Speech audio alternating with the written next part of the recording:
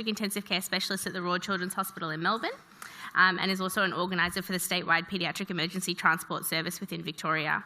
His current research project is on ethics in healthcare and resource allocation, which is currently completing his PhD. Can you please make him feel welcome?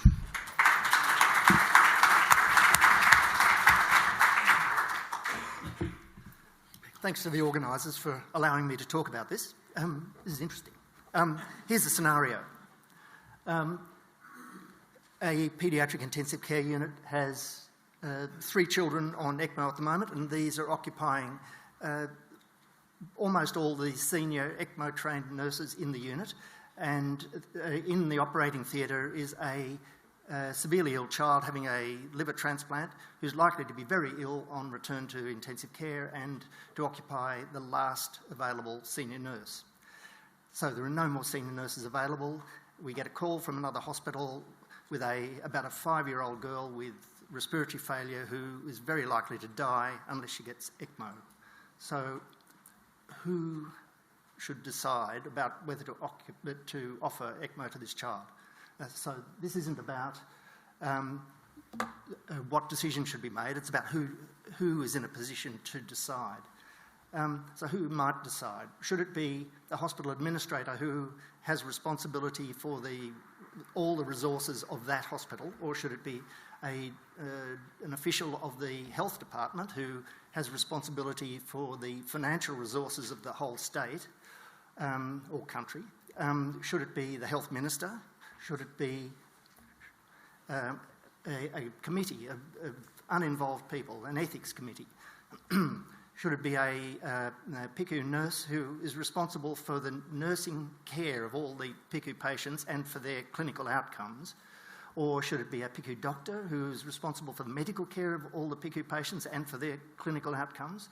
Or should it be some other sort of nurse or doctor?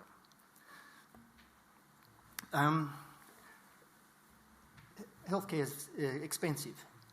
So in Australia, in 2013-14, healthcare occupied 19% of the total expenditure of all Australian governments and represented 9.1% of GDP in that year.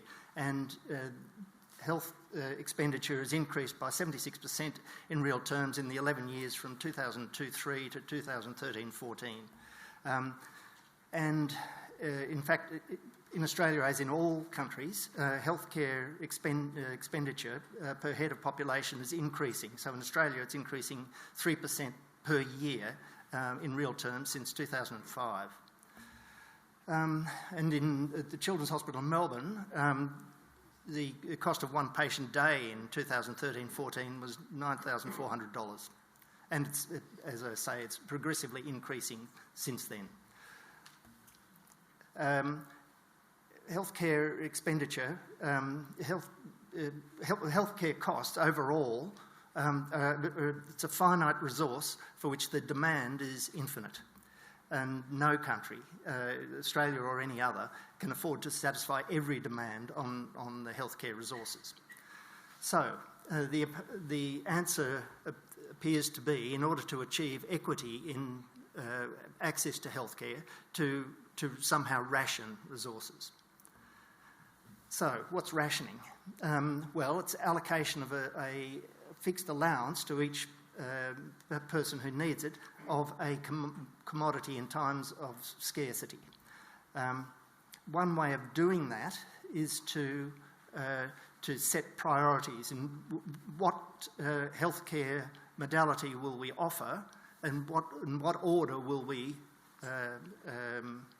allocate a series of priorities to healthcare modalities among service categories to ensure consistency with identified needs. This is what happened in, for example, the US state of Oregon in the early 1980s.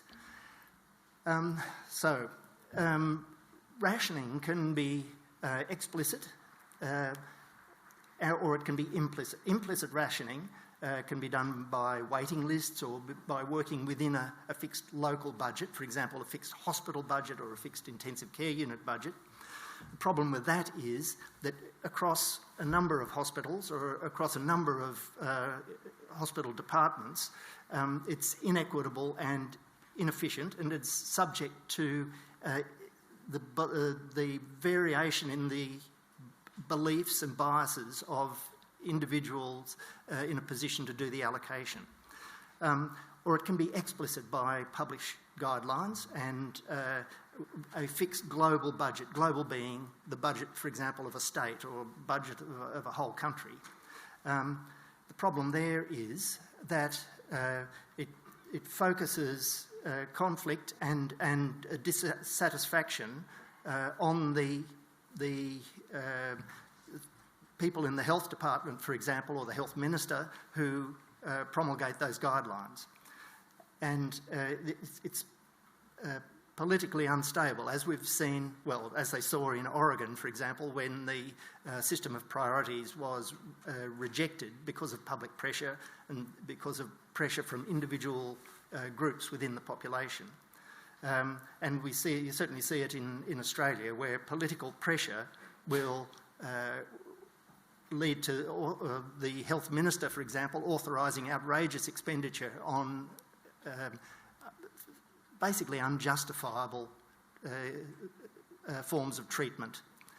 And no guideline is detailed enough to deal with the particular circumstances of individual cases. So in paediatric intensive care, what do we ration? Well, we ration paediatric beds, access to beds, both within a hospital or within a state or a whole country or a region. We ration access to forms of treatment that are particularly expensive, for example, ECMO or ventricular assist device treatments, expensive drugs, particularly cancer chemotherapy drugs, access to organ transplants where the donor organs are in short supply, or consultations to specialties who are themselves in short supply, for example, psychiatry, in Australia, psychiatry, orthopaedics. We ration access to particular services. In our hospital, for example, physiotherapy after hours is very hard to come by.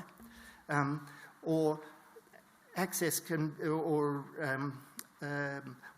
some services can be rationed via waiting lists. For example, operating theatre time, access to MRI, access to the time of the paediatric consultant in a very busy unit.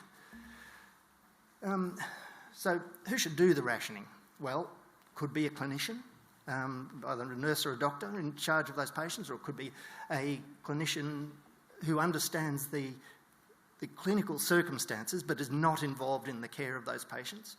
It could be a group who perhaps are not subject to the same individual biases that the bedside clinician is involved in, and that group could be clinicians or non-clinicians. They could be community representatives or an ethics committee. Should it be someone who's responsible for the resources of the paediatric intensive care unit, or should it be someone who's responsible for the resources of the whole hospital or for the whole state? So to look at people's opinions on who this should be, I surveyed the staff at the Royal Children's Hospital in Melbourne, and I gave the participants 4 scenarios. The first scenario, all PICU beds in the state are full, another child needs PICU. In the second scenario, in the emergency department, there are 3 disabled and 1 non-disabled child, and only 1 available PICU bed. Then the third scenario is the one I presented earlier, with about the 3 on ECMO, 1 liver transplant, and another child needs ECMO. And the fourth one was 6 children on receiving VAD care at the moment, and in over 1 weekend, 4 other children with severe dilated cardiomyopathy present, all needing VAD. And I asked participants to select who should make the decision and give their reasons. So I distributed 52 surveys, 90% were returned, and the people I surveyed were PICU consultants, nurses and registrars, non-PICU consultants, nurses and registrars, allied health practitioners, medical students, hospital executives and the hospital board. It was interesting to see who was reluctant to answer. The results, well, as I say, there were 47 responses, of which 40 were from clinicians with responsibility for patient care. In 71% of cases, a clinician, either a nurse or a doctor, was selected as the decision maker. And in the remaining 29%, it was a non-clinician, either specifically a group or a hospital administrator, a health department official, or the health minister, because these were seen as uninvolved and unbiased. And the reasons given, in 57%, was because of the process of decision-making was seen to be important. In other words, the process of decision-making had to be fair and unbiased to the interests of any individual patient. In the other 43%, the reasons given were that the outcome, for example, the bedside clinician should be the decision maker because that bedside clinician is responsible for the clinical outcome of all patients. So 37% thought that the decision maker should be chosen because that person could choose on clinical grounds. 30% thought that it was important that a group should make the decision because that eliminated the bias of an individual bedside clinician. Others felt that should be a person with overall responsibility for resources, and others emphasised the time taken. There are a lot of decisions to be made, and some of them need to be made quickly.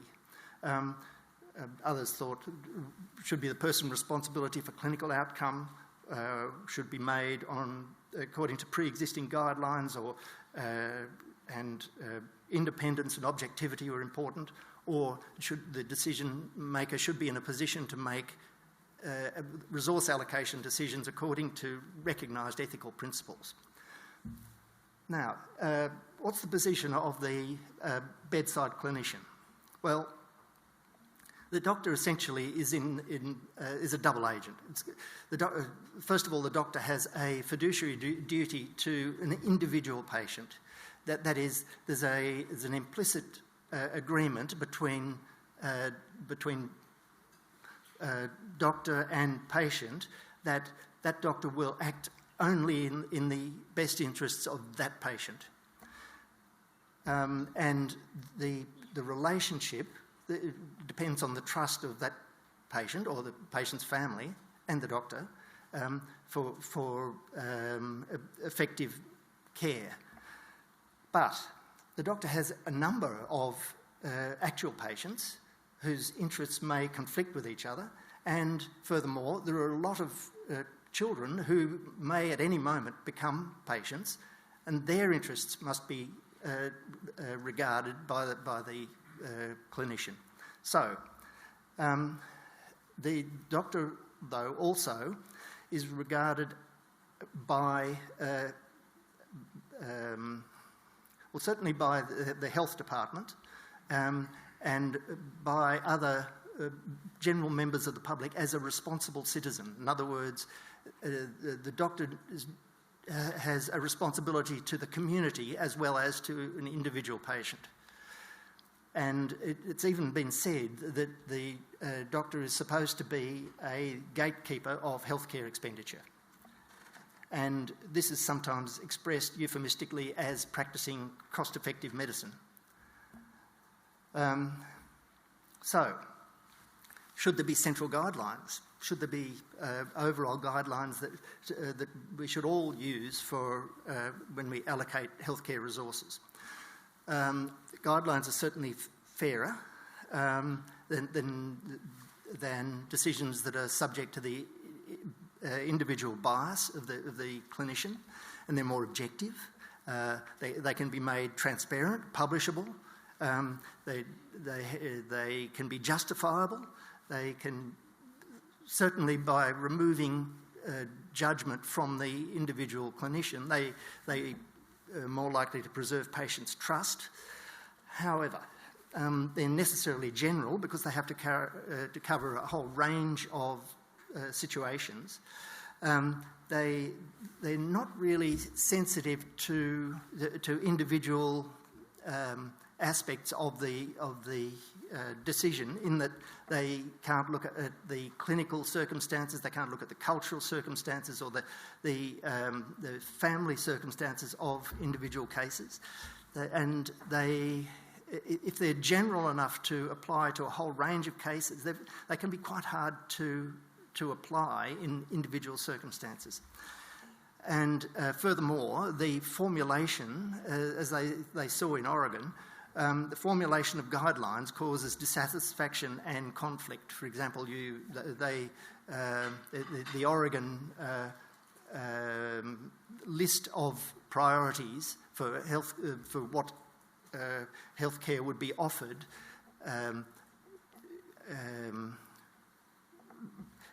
prescribed that some sorts of operation would be offered before others, and that was seen by people who needed the lower priority operation as inequitable. And they are vulnerable to political pressure. So, should decisions be made by groups? So, if they're made by a group, well, who should belong to that group? And what sort of expertise should be required?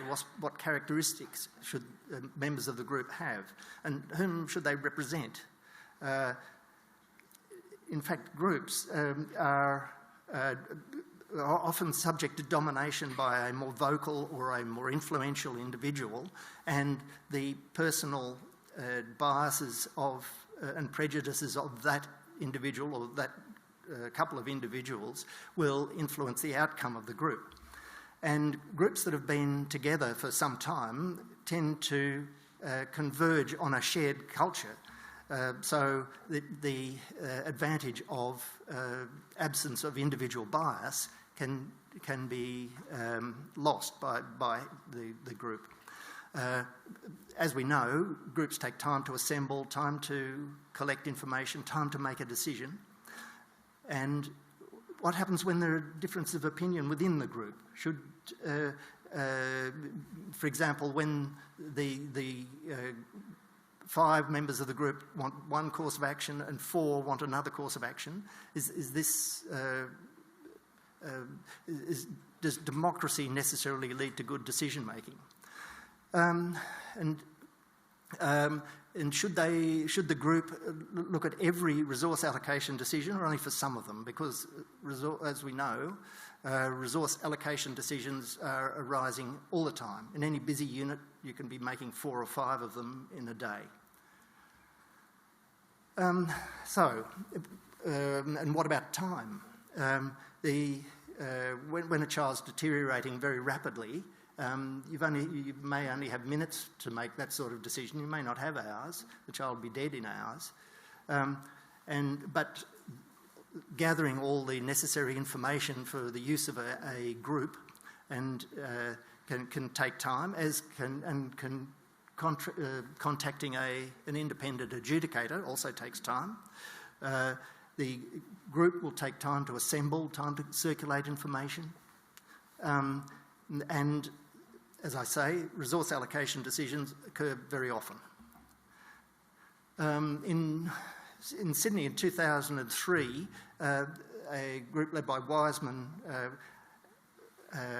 interviewed 373 patients in 2 inner-city GP clinics and asked them whose preferences should guide resource allocation decisions. The choices they were offered were doctors, health administrators, patients and families, general public and politicians. And interestingly, when the decision was about allocating resources between different forms of treatment, almost half thought that doctors should be making the decision, But that politicians should be very rarely, politicians who had overall responsibility for allocation of healthcare resources, they should almost never, or almost no one thought that they should have responsibility for allocating priorities. However, when they were asked, what about allocating priorities among patient groups, for example, children versus adults, or the elderly versus the rest of the population, or the disabled versus the rest of the population, fewer people thought that doctors should be making that sort of allocation decision. More people thought that the general public the views of the general public should be regarded. But again, very few people thought that politicians should be given the choice. So, there doesn't seem to be any right answer about who should be making these decisions. But I'd like to suggest that resource allocation decisions perhaps should be made on a framework of general guidelines, and these general guidelines should be usable in practice. They should not be so general that you can't actually apply them. The production of the guidelines needs to be transparent, and they need to be published and defensible, made according to agreed ethical principles. And the guidelines should have clinician input, which quite often guidelines produced elsewhere and for this purpose have not had clinician input. There should be provision for regular review, and they should be promulgated by people who have responsibility for overall resources, not just for the hospital's resources, but for the macro, the statewide resources. And they should be backed up by provision of sufficient funds. And within those guidelines, there should be discretion for the individual bedside clinician to make allocation decisions. Thank you.